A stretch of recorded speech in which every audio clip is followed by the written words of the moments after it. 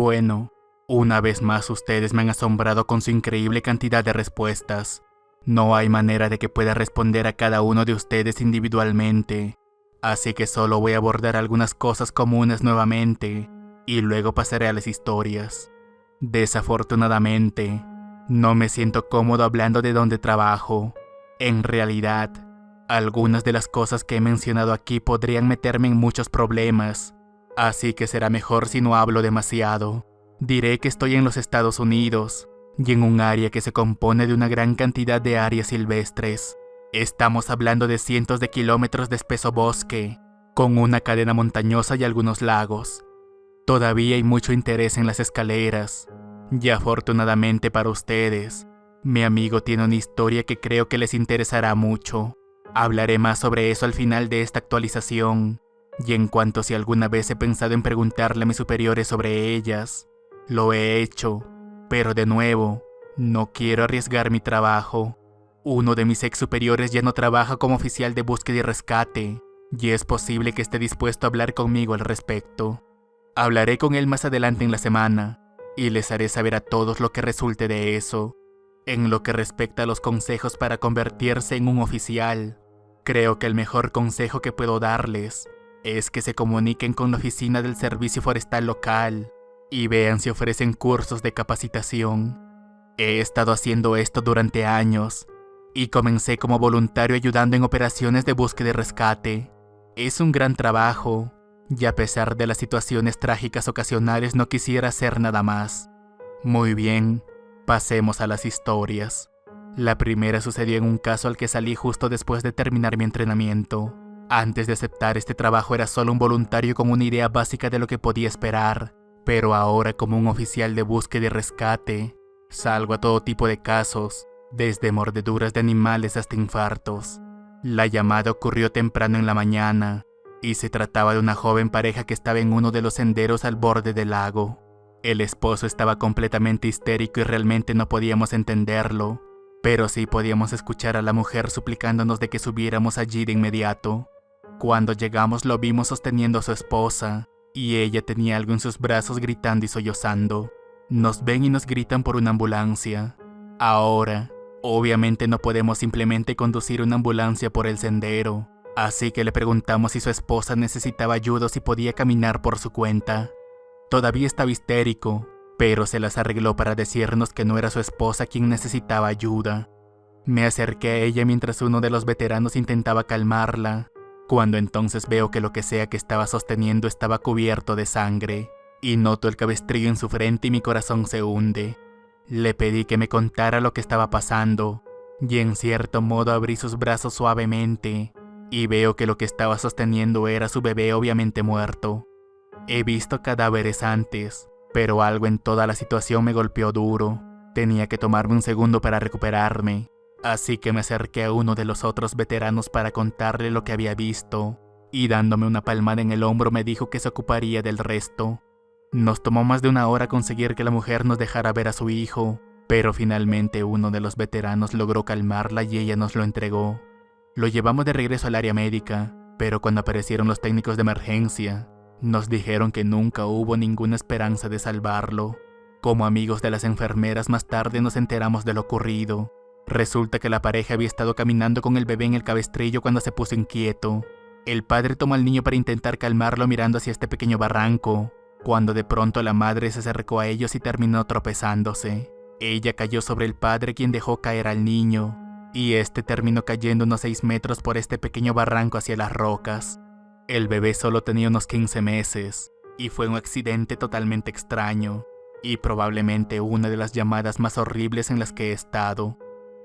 Si bien durante mi tiempo como oficial de búsqueda y rescate no he visto muchas mordeduras de animales porque la mayoría son pequeños, lo que sí verán con mucha frecuencia aquí son alces. alces que persiguen a cualquier cosa por cualquier motivo, y Dios te ayude si te interpones entre una hembra y su cría. Una de las llamadas más divertidas fue la de un tipo que había sido perseguido por uno y estuvo atrapado en un árbol. Tardamos casi 1 hora en bajarlo, y cuando finalmente logró bajar me miró a los ojos y me dijo: «Maldita sea, esos cabrones sí que son grandes». Supongo que no es una historia de miedo, pero todavía nos reímos de ella. No sé cómo olvidé esta historia, pero es de lejos la más aterradora que me ha pasado. Como alguien que pasa literalmente todo su tiempo en el bosque, nunca querrás tener miedo de estar solo o en medio de la nada. Es por eso que cuando tienes experiencias como esta, tiendes a olvidarte de ellas y seguir adelante.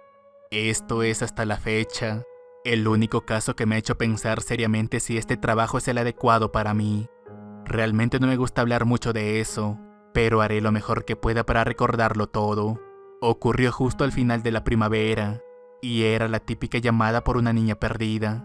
Una niña de 4 años que se había alejado de su campamento familiar. Ya había estado solo desaparecida durante un par de horas. Sus padres estaban completamente abatidos y nos dijeron lo que la mayoría de los padres: mi hija nunca se alejaría, y nunca antes se había hecho algo así. Les aseguramos a los padres que haríamos todo lo posible para encontrarla, y nos dispersamos en una formación de búsqueda estándar. Me asocié con uno de mis buenos amigos, y conversando casualmente comenzamos a avanzar. Sé que suena insensible, pero uno se vuelve insensible cuando has hecho esto el tiempo suficiente. La buscamos por unas buenas 2 horas yendo mucho más allá de donde pensamos que estaría. Cuando salimos a un pequeño valle y algo nos hizo detenernos al unísono. Una sensación como la de un avión despresurizándose. Tenía la extraña sensación de haber caído unos 3 metros, pero cuando estaba a punto de preguntarle a mi amigo si sintió lo mismo, escuchamos el sonido más fuerte que he escuchado en mi vida. Era casi como el sonido de un tren de carga pasando a nuestro lado, solo que parecía venir de todas direcciones, e incluso por encima y por debajo de nosotros. Comprensiblemente asustados miramos a todas partes, pero ninguno de los dos pudimos ver siquiera algo fuera de lo común en el bosque. El sonido seguía aumentando, cuando de pronto así como comenzó se detuvo, como si alguien hubiera accionado alguna clase de interruptor. Nos quedamos perfectamente quietos por un segundo, y luego muy lentamente volvieron los sonidos del bosque. Mi amigo me preguntó qué diablos había pasado, pero yo solo me encogí de hombros, y nos quedamos allí mirándonos por 1 minuto. Entré en la radio y pregunté si alguien más escuchó ese maldito fin del mundo, pero nadie más lo escuchó a pesar de que todos estábamos a una distancia de gritos. Aproximadamente 1 hora después, todos revisamos las radios y nadie encontró a la niña. La mayoría de las veces nunca buscamos cuando oscurece, pero como no teníamos ningún tipo de pista sobre ella, algunos de nosotros decidimos continuar, incluyéndome a mí y a mi amigo. En este punto esperaba más allá de toda esperanza encontrarla, porque por más que no me gusten los niños, la idea de que estén solos en la oscuridad era horrible. El bosque puede resultar intimidante para los niños a la luz del día, mientras que por la noche, bueno, una bestia completamente diferente. Alrededor de la medianoche decidimos dar una vuelta y regresar al punto de encuentro, cuando a mitad de camino de regreso, mi amigo se detuvo a iluminar a la derecha de nosotros hacia un punto muerto realmente espeso. Le pregunté a mi amigo si había escuchado algo, pero pidiéndome que guardara silencio intentó aguzar el oído. Yo también hice lo mismo, y en la distancia pude escuchar lo que me pareció el llanto de la niña. Ambos comenzamos a llamarla esperando ubicarla, y siguiendo sus llantos llegamos hasta este callejón sin salida que terminamos rodeando. A medida que nos acercábamos comencé a tener esta extraña sensación en mi estómago. Le dije a mi amigo que algo no estaba bien, y luego de detenernos ahí donde estábamos para volver a llamarla, ambos entendimos el porqué. El llanto estaba en un bucle, y sin decirnos ni una sola palabra más, ambos nos echamos a correr. Esa fue la única vez que perdí la compostura de esa manera, pero algo estaba tan increíblemente mal que ninguno de los dos quería quedarse allí. Cuando regresamos con los demás y les preguntamos si acaso escucharon algo extraño, nadie más sabía de lo que estábamos hablando. Sé que suena un poco anticlimático, pero esa llamada me jodió durante mucho tiempo. Y en cuanto a la niña, nunca encontramos rastro de ella. Ahora pasemos a un par de historias que me contó mi amigo. Mencioné que todos estaban interesados en las escaleras, y están de suerte porque él ha tenido un encuentro muy cercano con ellas. Mi amigo ha sido un oficial de búsqueda y rescate durante 6 años, y se unió cuando apenas estaba en el 3er año de la universidad. Tuvo una experiencia muy similar a la mía cuando se encontró por primera vez con las escaleras, y su entrenador le dijo casi lo mismo que el mío. Durante el primer año hizo precisamente eso, pero aparentemente su curiosidad lo superó, y en una llamada se separó de la línea y se dirigió a una de ellas. Dijo que estaban a unos 15 kilómetros de donde había desaparecido un adolescente, y estaba solo y rezagado del grupo principal cuando la vio a su izquierda. Dijo que esperaba que pasara algo como un sangrado de oídos o un colapso, pero lo único que le pareció extraño cuando se acercó a ella es que no había absolutamente ningún escombro en los escalones, y no parecía haber ningún signo de actividad de animales o insectos en el área inmediata. Tocó las escaleras y no sintió nada excepto esa especie de sensación pegajosa, cuando de pronto, asegurándose de que su radio estuviera encendida, subió lentamente por las escaleras temeroso de lo que podría pasarle. Bromeó diciendo que esperaba ser teletransportado a otra dimensión a mitad de su vida, pero que cuando llegó a la cima solo se quedó allí mirando a su alrededor. Dijo que cuanto más tiempo permaneció en el escalón superior, más podía sentir que estaba haciendo algo muy pero muy malo. Trató de ignorarlo, pero la sensación se hizo cada vez más fuerte, y fue entonces cuando se dio cuenta de que ya no podía escuchar nada. Los sonidos del bosque habían desaparecido, y temeroso de no poder ni oír su propia respiración, rápidamente bajó y se reincorporó a la búsqueda. Dijo que la parte más extraña vino después, cuando su entrenador lo vio llegar, y después de que terminara la búsqueda del día, lo arrinconó y con una mirada de intensa ira, le preguntó: «¿Subiste por una, no es así?». Me dijo que le respondió que sí, y que cuando le preguntó cómo es que lo supo, su entrenador le respondió que porque los canes habían perdido su olor. Mi amigo nuevamente le preguntó qué tenía que ver eso con todo, pero su entrenador, después de escuchar por cuánto tiempo había estado en las escaleras, le dirigió una mirada realmente espantosa y lo amenazó con despedirlo si volvía a subir por una. Una vez le mencioné a David Polairis y, para mi sorpresa, mi amigo me dijo que podía confirmar que esas historias son en su mayor parte precisas. Dijo que la mayoría de las veces si no se encuentra la persona de inmediato nunca se la encuentra, o se la encuentra semanas, meses o años después en lugares a los que no es posible que haya llegado. Una historia que me contó realmente destacó, una sobre un niño de 5 años con una discapacidad mental grave. Desapareció de un área de picnic a fines de otoño, y además de la discapacidad mental, también tenía una discapacidad física, y sus padres explicaron una y otra vez que simplemente no podía haber desaparecido. Mi amigo me dijo que lo buscaron durante semanas, yendo millas fuera del rango aceptado, pero era como si nunca hubiera estado allí.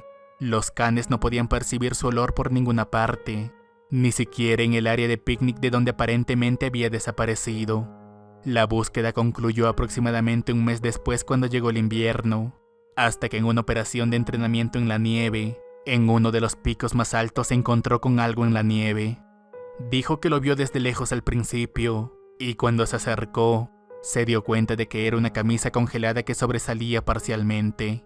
Lo reconoció como perteneciente al niño por su patrón distintivo, y a unos 20 metros de distancia, encontró el cuerpo del niño parcialmente enterrado en la nieve.